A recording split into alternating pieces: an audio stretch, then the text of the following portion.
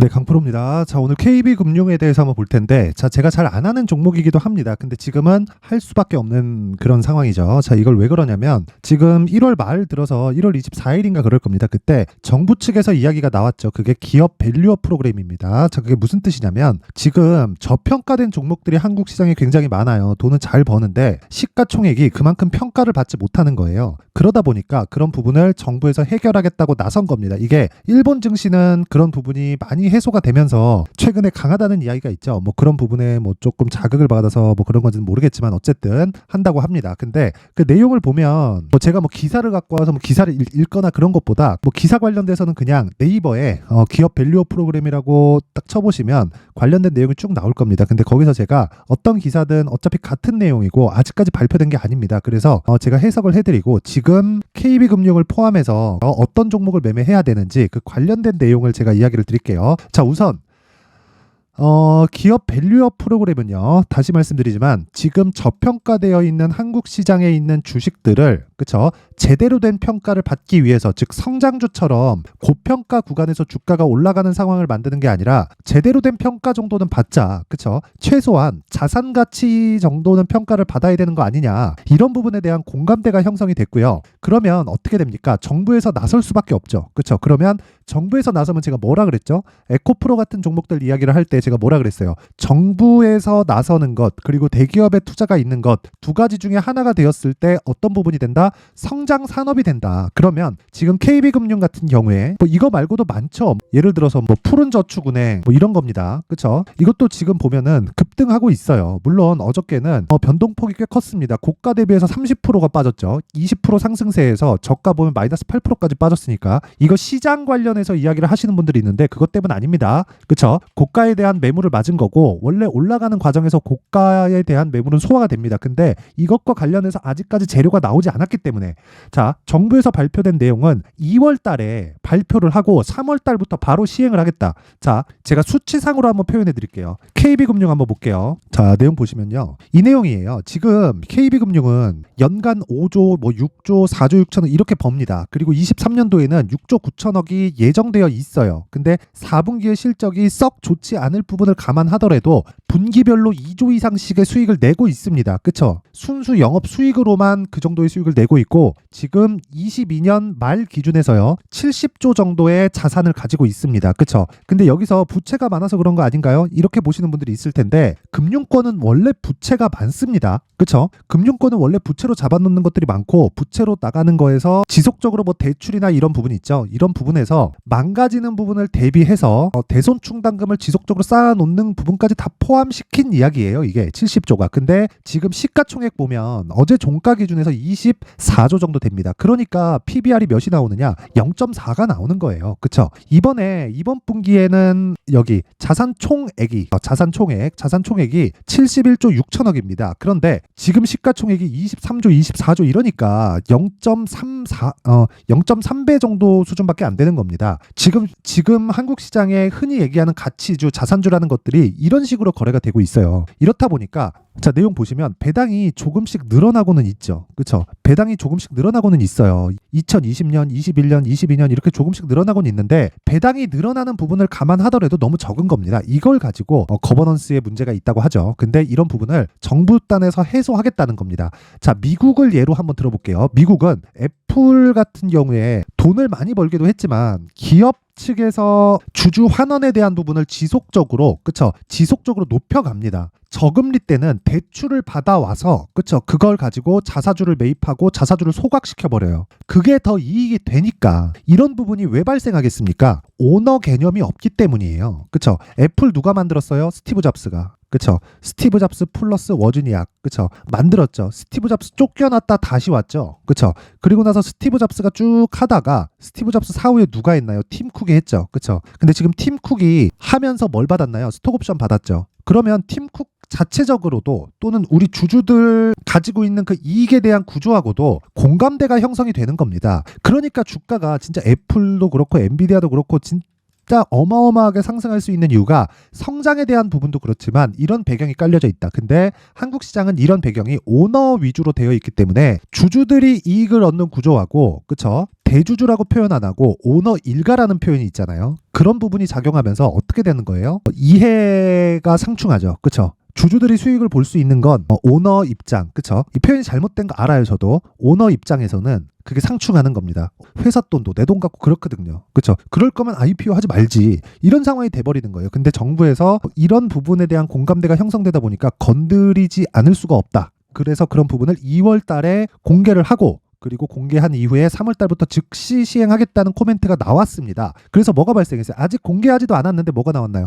신고가가 나왔다. 그래서 공략해야 될 시점에 왔습니다. 그쵸? 저는 오늘 KB금융을 포함해서 다른 저축은행 관련주들 이런 쪽으로 공략하지도 않았습니다. 여기에 보험주들도 있고요. 손해보험 포함해서 이런 쪽 전부 다 자산주예요. 주가 안 가잖아요. 자, 내용만 한번 보세요. BNK 금융지주 한번 볼게요. 그쵸? 최근에 이 굴뚝주가 최근에 상승한 폭이, 그쵸? 쫙 올라갑니다. 물론 그 상승폭이 그렇게 크진 않아요. 그쵸? 근데 이런 부분도 그렇고 현대차, 기아차 이런 부분도 실적에 대한 영향이 있겠지만 이런 부분을 감안하더라도 지금 시장의 변화가 있습니다. 이 구간에서 우리는 고가에서 매수하지 말고, 그쵸? 고가 돌파하는 구간에 잡아서 2주 안에 수익 낼 수 있는 방법을 찾자. 그게 제가 이야기를 드리는 핵심 내용이고 그게 신고가 매매의 핵심 전략입니다. 자, 그래서 KB금융에 대한 그리고 관련된 종목들에 대한 움직임을 우리가 체크해서 2주 안에, 그쵸? 어떤 식으로 수익을 낼지에 대한 부분이 가장 중요한데 다른 종목들이 먼저 신고가를 간 종목들이 있습니다. 그래서 그 종목들이 어떤 식으로 제가 수익을 실현하고 있는지 그 내용에 대한 부분을 먼저 확인해 보도록 할게요. 제가 실제 거래한 내용을 토대로, 그쵸? 이 화면은요, 지금 KU증권의 0606 화면인데 이 화면을 토대로 어떤 식으로 제가 실제 매매가 돼서 여기 30%씩 수익을 얻고 있는지 상황을 한번 보겠습니다. 자, 오늘 같은 경우에 2월 2일, 그쵸? 코세스 8시 53분 시장가 매수. 가격을 확인하지도 않고 그냥 장시작 전에 주문을 넣습니다. 자, 어떻게 됐을까요? 자, 내용 한번 보세요. 그쵸? 지금 3% 정도 이 상승 구간에 있고 제가 애초에, 그쵸? 1월 25일 날 매수해서 1월 29일 날, 그쵸? 매도한 내역이 15% 수익 구간이 있습니다. 자, 그럼 분봉에서 한번 보면 명확하게 내가 언제 공략했는지 나옵니다. 시가 공략했다. 지금 시가 구간에 있다. 그쵸? 그러면 제가 여기서 굳이 매도할 필요가 없죠. 지금 시장이 나쁘지 않으니까. 어제까지는 제가 단타를 쳤습니다. 근데 이 단타 친 내역도 보면 시장이 너무 안 좋았어요. 진짜. 예를 들어서 비트컴퓨터 같은 것도 한번 보잖아요. 그러면 제가 정확하게 오늘은 여기 일봉에서 보면, 자, 보세요. 어저께 제가 7% 수익으로 끝냈는데 정확하게 시가 공략됐죠. 시가 공략됐고, 그쵸? 그러면서 장중에 제가 정리를 했습니다. 근데 어저께까지는 시장이 너무 이 삭막한 환경 속에서 있었기 때문에 제가 어쩔 수 없이 단타를 한 건데, 원래 제가 소통방에서 진행하는 건 2주 안에 수익을 전환시켜야 되는 수익급의 종목만을 진행을 합니다. 근데 그게 종목군에 대한 변화가 아니라 제가 그냥 타점의 변화를 준 거예요. 시장이 너무 안 좋았기 때문에. 그렇더라도 어느 정도 수익입니까? 정확하게 7% 수익 구간에 있다. 그리고 아까 전에 보여드린 코세스 같은 거,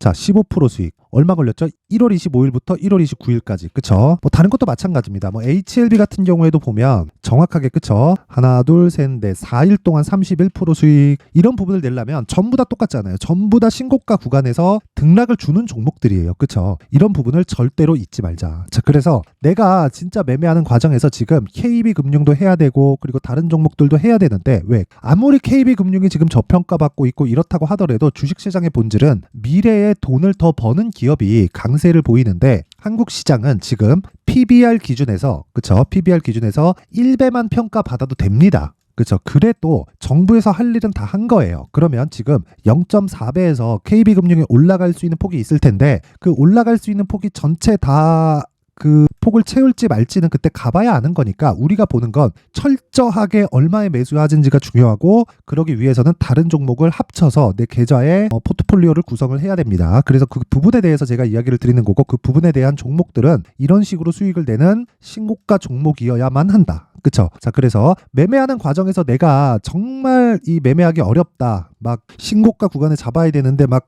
주도주를 잘 못 잡겠다, 손절하고 있다 하시는 분들은요, 이번 기회에 소통방으로 들어오세요. 제가 2월 달에 신고가 매매 그리고 주도주 매매를 어떻게 할지를 제가 다 공개를 할 예정입니다. 그리고 무엇보다 신고가에 대해서 내가 이해를 하지 못하면, 즉 주도주를 내가 잡지 못하면요, 주식시장에서는 계속해서 끌려갈 수밖에 없습니다. 아까 전에 제가 KB금융을 기준에서도 이야기 드렸죠. 선반영한다. 지금 선반영하고 있는 거다. 내용이 아직 안 나왔잖아요. 그래서 선반영에 대한 이유를 제가 제가 소통방에서 모두 공개를 하고 제가 어떤 식으로 매매를 하는지, 그리고 정말 뭐 한 일주일, 2주일 정도 보유해서 30%씩 20%씩 이렇게 수익 낼 수 있는 방법을 제가 다 공개를 하겠습니다. 근데 제가 소통방은 무료로 진행을 한다. 근데 왜 그러느냐? 채널 성장을 위해서. 그쵸? 자, 그래서 구독과 좋아요 꼭 좀 부탁드리고요. 상단에 있는 전화번호로 참여라고 문자를 보내주시면 제가 소통방 입장 링크를 순차적으로 공유를 해드리도록 하겠습니다. 자, 그리고 아까 전에 제가 방법에 대해서 공개를 하겠다고 이야기를 드렸죠.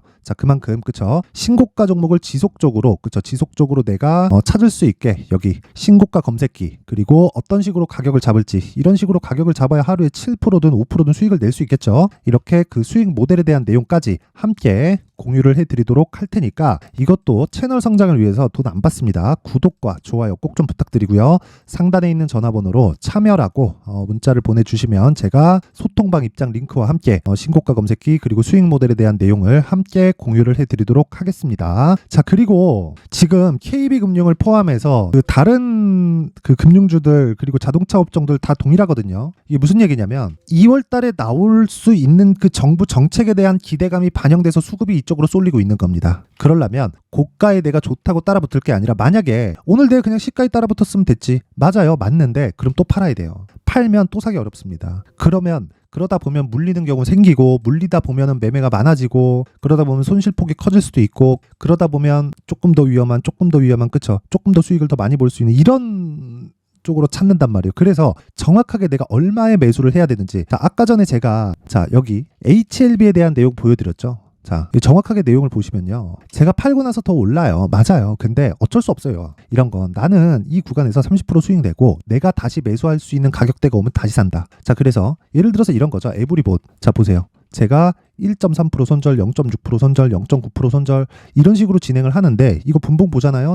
또 샀습니다. 그쵸? 또 샀어요. 24,500원에. 그쵸? 24,168원에 팔고 또 삽니다. 또 사. 왜 이런 상황을 제가 지속적으로 만들까요? 신고가 구간이기 때문에 그렇다. 이런 매매를 하려면 철저하게, 그쵸? 가격에 대한 파악이 되어 있어야 되고, 그 가격에 대한 파악이 되어 있을 때 HLB, 그쵸? 몇 프로입니까? 31%. 자, 어버브 반도체 21%. 이런 매매를 할 수 있습니다. 며칠 걸렸어요? 하나, 둘, 셋, 넷. 다 3일에서 4일 안에 다 끝납니다. 그러려면 가격대에 대한 파악이 되어 있어야 된다는 거고, 무엇보다 중요한 건 지금 KB금융이 뭐 빠질 겁니다 이런 게 아니라 고가 매물 소화는 무조건 받아야 됩니다. 그 구간에 대해서 내가 확인하고 매수할 수 있는 가격대를 찾자. 그 내용이 제가 여기 KB금융의 가격과 단기 보유 전략으로 준비를 해놨습니다. 단기 보유 전략 제가 뭐라 그랬어요? 아까 소통방에서 2주, 그쵸? 2주 안에 수익 전환이 무조건 되어야 된다 그랬죠? 2주 안에 수익 전환 안 된다? 그럼 내가 매매 잘못한 거예요. 그러려면 가격이 디테일해야겠죠? 그렇기 때문에 내용이 상당히 깁니다. 영상에서 이야기를 드리기 부담스러울 정도로 내용이 길어서 제가 이런 식으로 내용을 준비를 해온 거고, 요것도요 채널 성장을 위해서 구독과 좋아요 꼭 좀 부탁드리고요.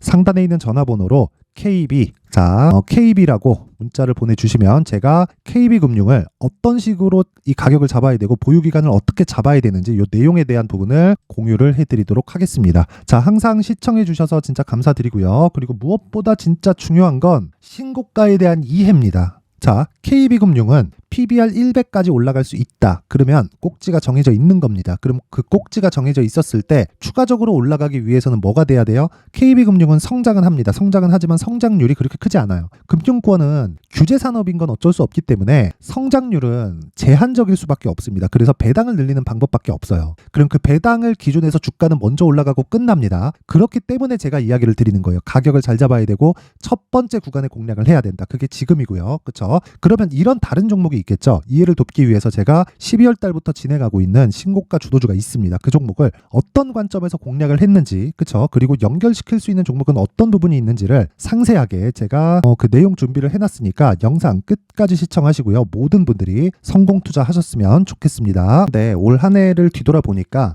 구간별로 큰 수익이 나왔었던 종목들이 꽤 많이 보입니다. 1월 달에는 AI 관련주들이 있었고요. 그리고 2월 달부터는 2차 전지가 계속해서 강세를 보였죠. 자, 그리고 나서 3월 달이 되니까 AI 반도체 관련주들이 신고가를 만들면서 5월 달부터 시세를 큰 폭으로 냈죠. 저가부터 따진다면 한미 반도체와 같은 종목들도 올 한 해 6배 정도의 시세가 나왔습니다. 혹시라도 올해 수익을 보지 못하신 분들이 있다면요. 어떻게 시세가 움직이는지 반드시 익혀 놓으셔야 되고요. 만약에 그런 부분이 아직 준비가 되어 있지 않다면 어중간한 종목들 사고팔고 하지 마시고요. 딱 한 종목에 비중을 제대로 넣어서 확실하게 수익을 보는 방법이 필요합니다. 자, 그래서 제가 23년 12월 달 강프로의 대시세 종목을 준비를 해왔고요. 이 종목은 대기업을 상대로 안정적인 매출 구조를 갖추고 있는 데다가 이 규모가 40%를 넘나들고요. 호황기 때는 50%를 넘나드는 역대급인 이익 구조를 갖추고 있어서 대체 불가능한 기업이라고 보셔야 됩니다. 자, 지금 현재 주요 거래처는요. 삼성전자, 인텔, 하이닉스, TSMC, 엔비디아까지 모든 반도체 업체를 고객사로 확보하고 있는 상황이고요. 이 재무제표 상황을 보면요. 이익률 자체가 넘사벽인 걸 알 수 있습니다. 넘을 수 없다는 거겠죠. 첫 번째 급등 포인트를 보면요. 앞서서 보여드렸었던 실적은요. 23년도 개화 시기에 접어들었었던 AI 반도체의 실적이 포함되지 않은 실적입니다. 자, 그런데 올 한 해 개화 시기에 접어들었었던 새로운 반도체의 실적치가 더해지면요. 질적인 성장보다 양적인 증가가 함께 이루어지게 되고요. 그런 부분을 한미반도체가 이미 시세로 보여줬죠. 저가부터 6배 강세를 보인 상황이 있습니다. 강프로의 무료 소통방이죠. 어떻게 매매를 했느냐. 5월 25일 날 그쵸? ISC를 49,800원에 매수를 했고요. 자, 그리고 나서 2달도 되지 않아서 한 100% 정도의 수익을 만들어냈습니다. 자, 근데 6월 2일 날 내용 한번 확인해 보시면 자, 한미반도체 26,000원까지 올려서 잡겠다는 내용이 있죠. ISC와 함께 새로운 반도체 관련 종목입니다. 이때 당시 가격이 25,650원이었는데 그냥 올려서 잡으라는 거겠죠. 지금 현재 한미반도체 가격이 62,000원인 걸 본다면요. 항상 주가는요. 신고가 이후에 공략하는 것이 좋고 그랬을 때 단기간에 100% 수익이 가능한 구조를 만들 수 있습니다. ISC도 그렇고 한미반도체도 마찬가지예요. 당연히 에코프로도 마찬가지입니다. 두 번째 급등 포인트를 보면요. 자, 개인용 PC를 비롯해서 서버, 클라우드, 그리고 우리가 사용하는 스마트폰까지 기본적인 PC 구조와 동일하고요. 새로운 반도체의 구조도 동일한 구조를 갖추고 있습니다. 자, 근데 한미 반도체의 상승 이유도요. 이러한 구조가 동일하게 진행되기 때문이고 이 구조는 절대로 바뀔 수가 없습니다. 11월 달에 새로운 뉴스가 나왔습니다. 자, 온 디바이스까지 더해지면 비메모리의 사용처는 계속해서 증가할 것은 너무 당연한 이야기고요. 그런 부분을 감안했을 때 이 기업은요. 질적인 부분에 대한 성장이 아니라 양적인 증가까지 이룰 수 있는 상황이 된 겁니다. 한미반도체의 시세를 보면 아직은 굉장히 저렴한 상태를 유지하고 있고요. 세 번째 상황을 보면요. 엔비디아의 실적인데요. 이건 올해 초 대비해서 4배 정도의 상승폭이 나왔고요. 주가도 그 정도가 당연히 올랐죠. 주식 투자를 할 때는 예상하는 게 아니라 확정치를 보고 매매를 해서 수익을 낼 수 있어야 됩니다. 앞서서 제가 보여드렸었던 내용인 자, ISC도 그렇고요. 한미반도체도 그렇고 확정된 내용이 있었죠. AI에 대한 개화 시기에 맞춰서 삼성전자와 SK 하이닉스가 강세를 보이는 구간이 있었고요. 엔비디아가 강세를 보였습니다. 자, 삼성전자도 그렇고 하이닉스도 그렇고 엔비디아도 마찬가지고요. 생각해 보시면 세력들이 어찌할 수 없는 정도의 사이즈를 가지고 있는 그런 종목들이죠. 그렇기 때문에 제가 계속해서 이야기를 드리는 겁니다. 확인하는 데는 확정치가 필요하다고요. 엔비디아 실적만큼 확실한 재료가 있을까요? 엔비디아의 실적의 증가세는요. 앞으로 다가올 AI 반도체의 수요 증가가 있을 수밖에 없다는 거고 그리고 그에 맞춰서 단가는 폭증하고 있는 상황인 게 엔비디아의 실적을 보면 알 수 있고요. 그리고 삼성전자와 SK 하이닉스로 연결이 되고요. 그래서 한미반도체가 올라온 그런 상황입니다. 한미반도체만큼 추가적으로 상승할 수 있는 종목이 있다는 게 하이닉스를 포함해서 삼성전자의 시세 그리고 엔비디아의 실적을 보면 알 수 있고요. 그래서 준비한 4분기 대시세 종목 내년 초까지 강세를 보일 수 있는 종목을 준비를 해왔습니다. 어렵게 생각하지 마시고요. 기본적으로 신고가 구간에 있는 종목이기 때문에 하락에 대한 저항성은 충분히 갖춰져 있는 종목이고 이미 시세가 시작이 됐습니다. 자, 무엇보다 중요한 건 얼마에 사는 걸 텐데 제가 그런 부분까지 상세하게 준비를 해놨으니까 영상 상단에 있는 전화번호로 대시세라고 문자를 보내주시는 분들에 한해서만 무료로 공개를 하도록 하겠습니다. 매매하는 과정에서 수익이 잘 안 난다 하시는 분들은 이 종목 딱 받아가서 큰 수익 내셨으면 좋겠습니다.